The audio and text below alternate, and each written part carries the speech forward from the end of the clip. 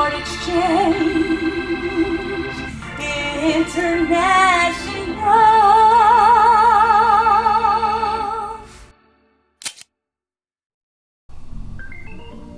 Hi folks, welcome to the showroom here at Keyboard Exchange International. I'm here with our senior tech here at Keyboard Exchange International, Mr. Grant. Mr. Grant, we like to call him around here. And I refer to you as a senior technician. You know, you're still a young fella, but man, I tell you, you've been trained by some of the real experienced pros, authorized Hammond technicians. Absolutely. You know, I actually spoke with one of those authorized technicians recently, Mr. Rick. And some of you may remember seeing Mr. Rick. I asked him, because Mr. Rick's father used to work with Keyboard Exchange, okay?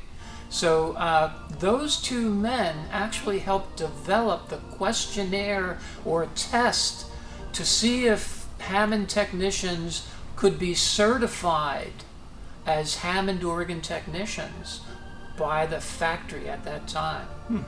So there's a link between Mr. Rick Sr., who's now no longer with us, who worked for Keyboard Exchange, and then his son, Mr. Rick, who's around my age, and you worked as an apprentice, so to speak, under Mr. Rick Jr. So I called Mr. Rick the other day and I said, hey, look, what can we do to maybe certify you and Bill, okay, and become certified by Keyboard Exchange International as qualified and expert Hammond organ technicians? So he's looking into it. He's calling some of the people at the factory, some of the old timers there, Yeah. So you're a senior technician here, and you can fix just about everything that needs to be fixed on these older organs.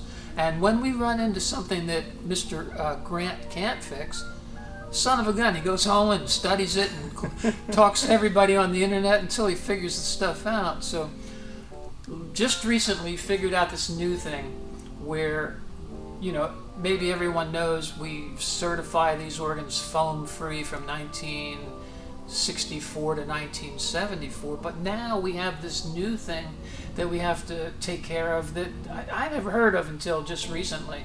Can you tell us about that service bulletin you found online? Yeah, it's kind of a new old thing, actually. In 1965, I believe it was, the Hammond came out with a technical bulletin for all of the repairmen and technicians that were working in the field, and it basically they determined that they needed an extra set of filter networks on about an octave worth of tones in the tone generator, and that was to remove some of the low frequency growl that was bleeding into those tone wheels, or bleeding into the pickups of those tone wheels, that initially I don't think Hammond was having a big problem with, and you don't really notice it unless you crank it up quite loud. And so in the shop, we don't like to crank that organ up really loud when we're testing it, because we're doing this all the time and it blows your ears out. But more recently, we've been finding this when we're testing the things in the showroom and people are cranking it up to normal performance levels, that, this organ seems a little strange in this area. And I did a bit of searching around and just discovered there was a technical bulletin put out saying all organs from 65 onward, and they would include this group of filters on the tone generator, and any technician who is working on an older organ should go ahead and add these, and they give a little schematic of how they're built. Didn't they actually add that filtering system later from 65 on? They Yeah. added them at the factory. More than one octave, or just the one octave? It's only one octave. It's one octave, okay. Yeah, many people wouldn't know this, of course. The tone generator has filters on it that basically are kind of like an EQ. If you had a graphic EQ with all the sliders, when you push one slider up, you get a certain frequency or a group of frequencies that kind of sticks out. Well, the filters on an organ, on a tone generator, filter out all the unwanted frequencies that are not at the frequency of that tone wheel, and that keeps things nice and clean. Some people prefer an older organ whose capacitors have drifted so far that those filters aren't very narrow anymore, and they start to growl and give you a lot of undertones. They call it crosstalk from other tone wheels nearby, but it can be desirable. But for most, I think it's probably undesirable. Once it gets to a certain level, the tones are not so clear anymore. Well, they only use those filters starting at pitch number 44, I believe, or 48. And the pitches beneath that didn't have any filtration, or I think 44 to 48 had some, but only a transformer on each tone wheel. So from, I think it's about 39 to 48, we add these filters that were designated by Hammond to be added. And it cleans up the lower, it cleans up an octave that's around C5 on very much the in the organ. playing range Oh, for, yeah, for it's- most players, yeah. Right. So, yeah, that's kind of like what we call a deep dive into the technicalities we're involved with around here. But I know you're working on a tone generator that you've completely recapped. You've installed these filtering networks and so forth. Why don't we take a little break and meet the good folks watching in the electronic shop and show them. You can show them the tone generator you've worked so hard on. I really can't wait to hear that organ. It's going back into a C3. Yeah.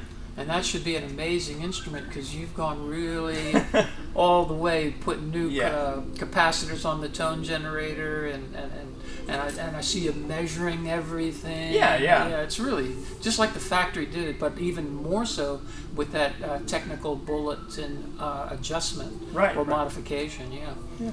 So, any final words before we move into the electronic shop, Grant? No, I think I've explained much more than I should have.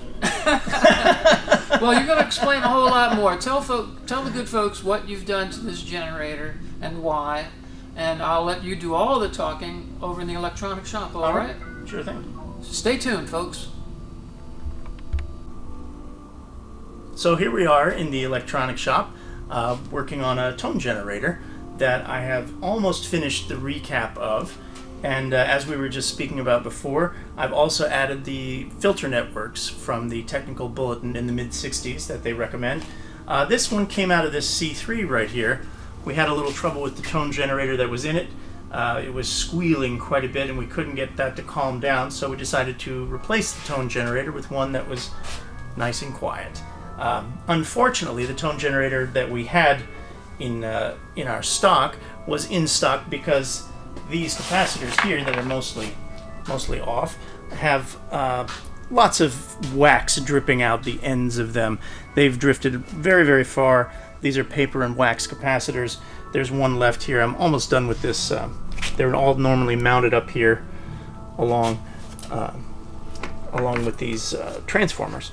And you can see we've got little red caps that I've put in. These are all Panasonics. They're quite good. They're very similar to the red caps that were installed in the 60s. They're Mylar dielectric capacitors, and we like the sound of them quite a lot. Over on the end here, you can see I've got these alligator clips up here with some caps clipped to them.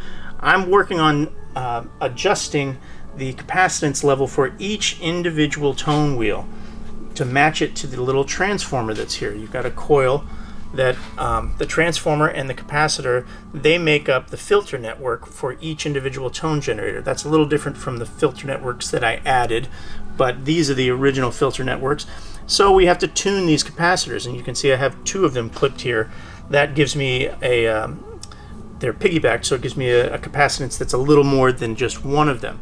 And the issue is you can just replace all of these with a 0.1 capacitance level, which is what is prescribed. But the factory initially, they tuned these specifically, or they chose adjusted values for each individual tone wheel to get the best filtration and the largest amplitude of the signal.